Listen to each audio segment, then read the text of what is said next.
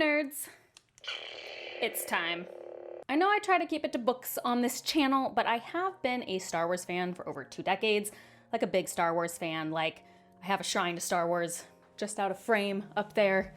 Read the books as a kid, had action figures, collected pop cans with like the Star Wars characters' faces dressed up, or reenacted scenes from Star Wars in 2nd grade. Yeah, it's been a long time. And I've never given out a ranking. Now I have talked about some of the more recent things, more recent properties, but today I'm gonna set the record about my order for all of the live action movies and TV shows. We're gonna skip animated stuff just because there's a lot of it. So we're just live action, keeping it to live action today. Okay, some warnings. I am a prequel apologist, so if that's gonna upset you, click off now. I am gonna get very heated about one thing in particular, about how much I hated it, so be prepared for me to be dramatic. And finally, I know as a Star Wars fandom, things have been a little rough recently. This is all in good fun. Let's try to keep the comment section nice and not heated. Let's debate this for fun. It is, after all, just a movie. So, keep it nice. See you after the jump. Okay, so here is my list. Now, I tried to make my own, but it wasn't working. Tearmaker was driving me crazy today. So here's someone else's little list. They are missing a live action movie. We'll talk about that at the end. But my ranking system is gonna be from perfection, good to great, like a good movie, but maybe not quite up with perfection. Then we've got solid. That's like, this was a solid entry. This is fine. We've just got no. I think that's self-explanatory. We've got Jar Jar Binks bad. We've got what is happening. The worst thing I've ever been forced to witness. That is a category only because of a single item on this list. I think that's clear. We'll get there. And then I didn't watch it, I'm sorry. I've watched most everything. There's just one thing I didn't watch, but I'll explain why. Okay, let's get started. Well, let's start with like the main movies, I guess, the episodes. We're obviously gonna start with 4, 5, and 6, the proper viewing order. Like, look, A New Hope, Empire Strikes Back, and The Return of the Jedi, they all go into perfection, and I won't hear any argument against that. They're amazing. I watched them a million times as a kid. I was very obsessed with them. And, it'd been like a little bit of a minute since I had watched them. I just haven't like really had time to watch a lot of movies like recently. I just haven't sat down and watched movies. And so we showed these to, my son was 7 at the time, and we showed them to him last year, and I was just like, yeah, Star Wars is so good. Now, if we talk about the order of these, because I feel like that's where people argue, I do think The New Hope is like, I still love A New Hope. Like, this is best of perfection. But like, definitely of the 3, I think it is like the weakest one. It's not weak. You get what I'm saying? I'm ordering the movies. So this is the interesting thing. As a teen/kid, I would have for sure put Return of the Jedi first. Even though I guess like it's a lot of like heat and fandom. I love Return of the Jedi, and I still love Return of the Jedi, so I won't hear any Ewok slander. I don't care. However, and I always heard everyone like loved Empire Strikes Back. And as a kid, I was like, that's the most boring one. I like New Hope better. And then I watched them again like as an adult, and I was like, everyone's right. The Empire Strikes Back is really good. Like, that is an excellent movie from start to finish. I actually think technically it is the better movie, but I am honoring my younger self and putting Return of the Jedi first. But I do think Empire Strikes Back is probably my favorite of the 3 now, like watching it as an adult. So I'd be curious if you like have been a Star Wars lover for a really long time, if that's changed for you, especially if like you didn't see it first as an adult. Like if you saw it as a kid and then as an adult. Let me know. That was easy. Now let's move on to the prequels. Again, I did warn you in the beginning that I am a prequel apologist. And so The Phantom Menace gets to go in good to great. We have a family lore about this movie because I was 10 when this came out, and I loved this movie more than life, I think. I forced my dad to see this in the theater with me 7 times. We would like go to the dollar theater, and my dad said he just got good at sleeping through it, but like 7 times. And the reason it's a family story is because I had seen it 6 times in the theater, and I lost my last tooth, I think, because I lost teeth really late. And my dad was so excited. He's like, what do you want to do? Like, how are we going to celebrate? Losing teeth was really hard for me. Anyway, that's a whole nother story. And I was like, I want to go see The Phantom Menace again. And it had been like 7 months since this movie was released. So my dad was like, oh, if you can find it, we'll go. He's like, you'll never find it. And I found it in like the sketchiest, smallest, like 50-cent theater, like 20 minutes away. And to my dad's credit, he did take me. So thank you. I still think The Phantom Menace is great. It does have some problems. Like, yes, I understand. Good to great maybe is a little high. Jar Jar Binks is a huge issue, and I think it deserves the hate. Like, I rewatched it, and I'm like, yeah, Jar Jar Binks sucks. And even my kid doesn't, like, kids don't even like Jar Jar Binks. I didn't like Jar Jar Binks as a kid. It was just like a huge misstep. There are some other problems that I think happen more in the other two, so we'll talk about that, so I'm not spending forever on The Phantom Menace. But the biggest acting issue is like the little kid just like doesn't carry it. I wish they hadn't gone with an unknown. I wish they had gone more with a child actor already. I know George Lucas said at the time he wanted an unknown. I don't think it was a wise idea. So that does make it weak. But there's like so much more than people give this credit for. There was like, it's a kid's movie. I'm like, there's so much politics in this movie. Like, have you watched it? I'm spending way too long, so we're gonna move on now. So we got Attack of the Clones and The Revenge of the Sith. They're solid. This is what I was gonna say in The Phantom Menace. What you're missing in the original trilogy is like Mark Hamill and Carrie Fisher and Harrison Ford just were rare charismatic talents. They were so charismatic, and now there's a ton of talent. There's a ton of talent in the prequels, but I don't think the same charisma was there. And to give Natalie Portman credit, she was only 16 in The Phantom Menace, so Carrie Fisher was really young too, but I just don't think they had the charisma to carry like some of George's worst lines, because Lucas, like, even if you go watch the originals, there's some cheesy lines in it, but they kind of pull it off, I think, based on charisma alone. And also Carrie Fisher was a very famous script doctor, and she did script doctor the three of those. We kind of needed Carrie Fisher, you know? And there was too much CGI. Like, yeah, those were all issues, but I stand by that the prequel stories are very good. And Ewan McGregor, and I always say that wrong, but McGregor, I'll just say McGregor, and Liam Neeson, like, fantastic. I was obsessed with McGregor as Obi-Wan. He's still one of my favorite characters. They had some really good talent. The stories are great. Like, I always stand by that the story makes sense and it's really good. There are some issues, like Revenge of the Sith, when Darth Vader stands up and yells no, is like a really bad moment in Star Wars. Can we just all agree with that? Like, it's really bad.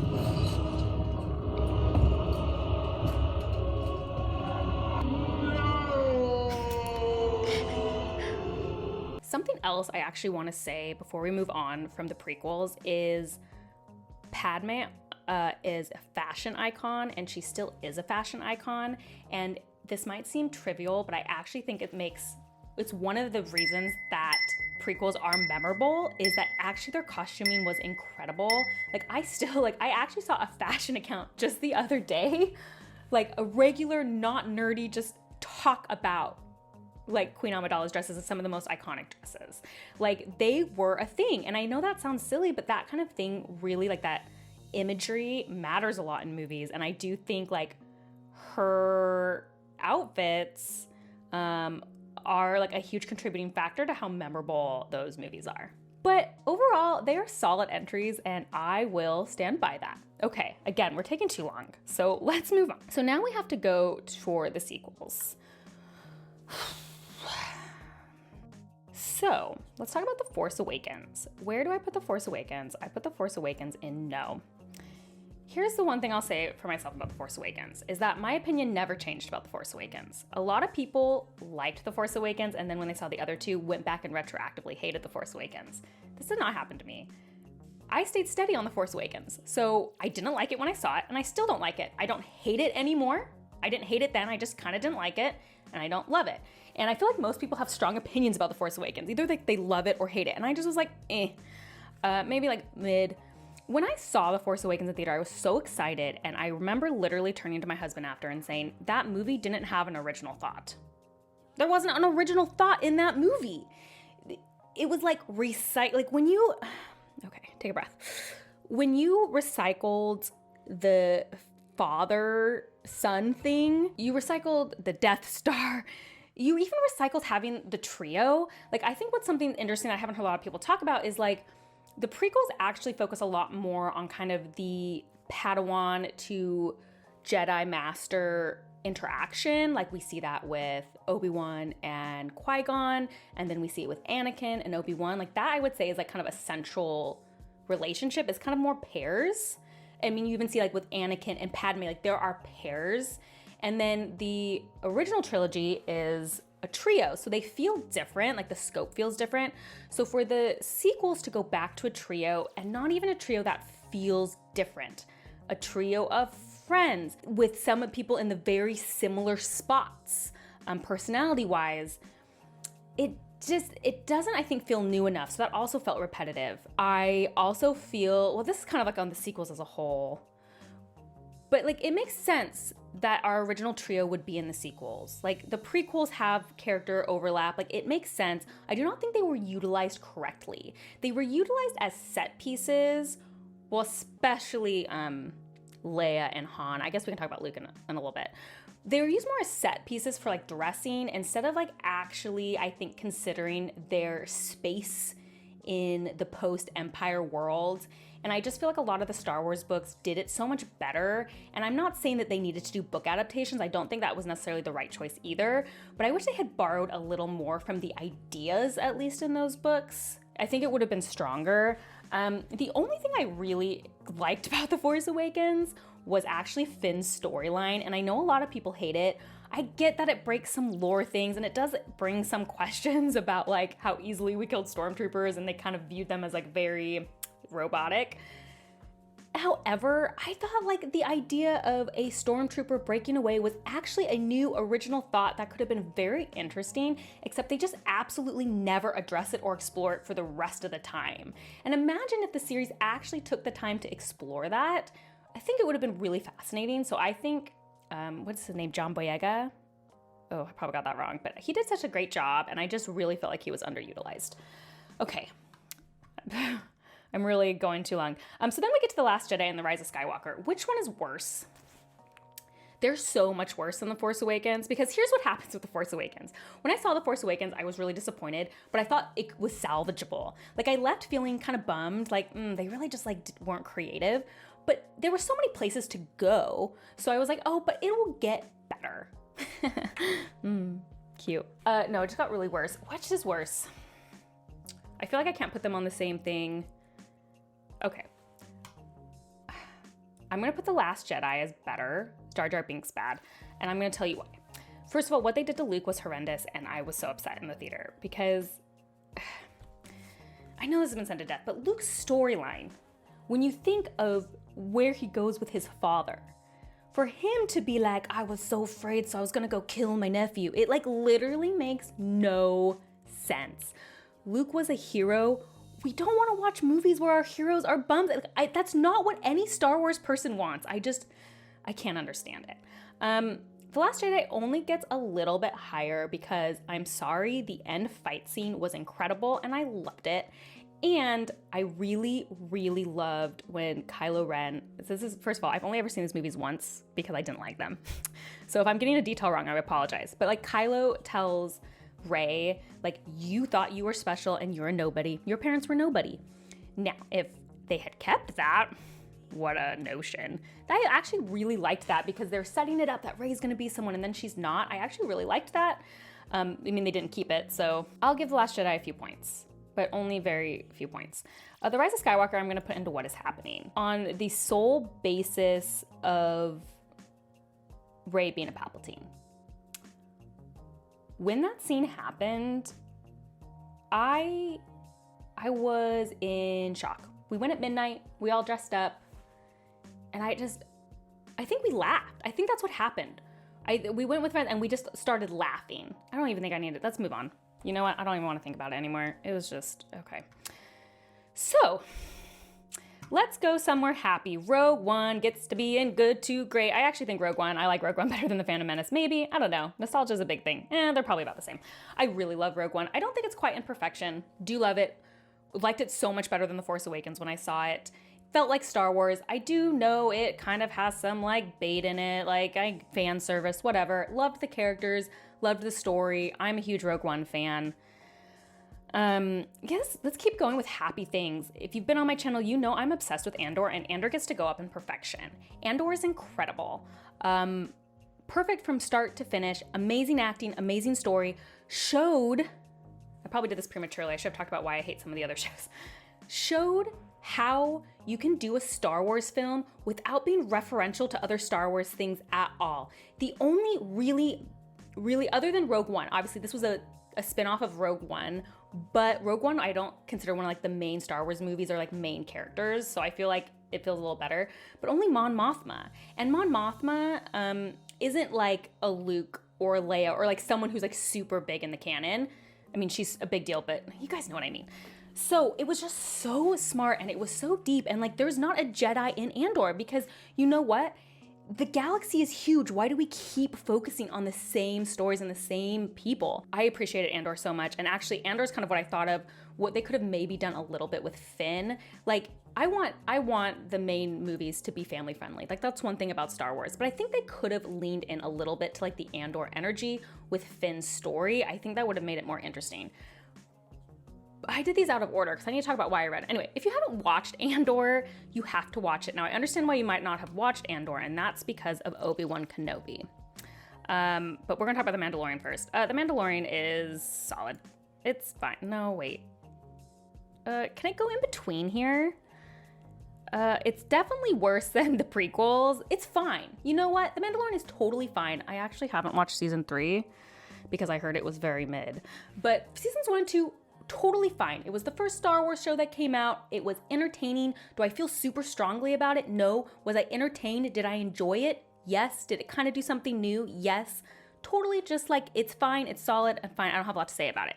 Obi-Wan Kenobi is what is happening. And there's only one thing that's worse that saves it from being the worst thing I've ever been forced to witness. Otherwise, it would be here. Obi-Wan Kenobi was such a bad show. I have a whole video on it, so I'm not gonna spend a ton of time, but I hated this show. It was really bad. The only reason I am rating it higher than the other thing I hate more is because McGregor was in it. McGregor is perfect. He's done nothing wrong. He's an amazing Obi-Wan Kenobi, and he killed it. It's not his fault that they wrote this plot for him. It's not your fault. He's the only redeeming quality in this. It was so terrible. You can just go watch my whole video on it. It made me really angry. I hate it. I actually hated Obi-Wan Kenobi so much, I said I would never watch another Star Wars show again because it was so terrible, which is why I haven't watched Boba Fett, because it came out after, and I said I'm not watching it. And no one gave me any reason to do anything else because I didn't hear anything like that positive. It was mostly like, well, it was fine. Nope, not doing it. The only reason I watched Andor is I had like 8 million people tell me I needed to, and you guys were right. So thank you. Andor was amazing. Okay, so I've given this away. The worst thing I've ever been forced to witness is the Solo movie, and I stand by it. I am putting it at the bottom. I was so angry at this movie. First of all, it was so boring. I felt like it was like 5 hours long. Second of all, it was already going to be hard to do Solo because Harrison Ford charisma, energy is just like so vital to the character of Han Solo. It was going to be a huge uphill battle to cast him. I do not think the person they cast here was able to achieve that. Now, that's not the reason it's the worst. He did a passable job. I didn't hate him. It just was like, without the energy of Han Solo, it's hard. The reason I hate this movie so much is the whole movie is just let's explain everything Han Solo ever said. No one needs to know why he gave Chewbacca the nickname Chewie. I think it's self-explanatory. No one needs to know where he got his special pistol, and no one needs to actually see the run. In fact, my soul left my body in happiness when I had the opportunity to talk to one of my favorite authors of all time, Ken Liu, and totally unprompted, he started complaining about this in Solo, and I was like, we are one. I've never seen someone so angry about the same thing I'm angry about. I feel like somehow it's better to let the other stories that I didn't tell to just be told by the readers. So the analogy I use is this, right? So, there's that whole thing about in Star Wars, right? Han Solo says, I knew you were going to bring up Star Wars. 10 parsecs or whatever.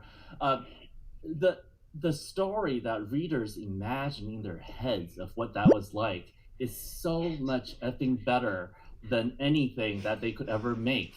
You know what I mean? That was the reason why it didn't work. Has Ken channeled me? This is listen, what I Ken, just rant to Kyle about You're coming constantly. into the middle of an inside joke, which is that she hates the Solo movie for this exact reason. I totally agree with for that. that very reason so many times, and so I'm just like, you channeled my like ghost complaining to Kyle about this so much. The thing about over-explaining everything is all of a sudden your universe becomes really small. No one needed that to be explained. When Han Solo makes that offhanded comment in A New Hope, the audience gets it. You don't need to see it to get it. You just get it. Like, I hated this movie. It was stupid and it shouldn't exist. The only redeeming quality about it is Donald Glover is a perfect Lando. Thank you for your service, Donald. You did a great job. You were a perfect Lando. But this movie was stupid. Oh yeah, they explained how he lost it in a bet. It's just like, again, not an original thought. Not an original thought. And I just remembered something else I hated about this movie was we already see Han Solo's narrative in the original trilogy is from really like selfish, smuggler, rogue, to like still rogue but cares about his friends, kind of, that's his journey.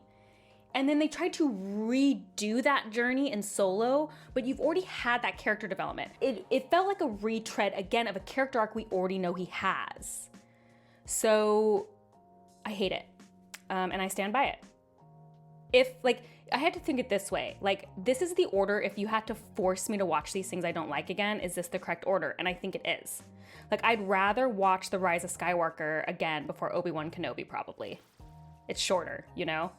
And I'd rather be force-fed to watch Obi-Wan Kenobi again over Solo. So I think ultimately I made the right choices. Yeah.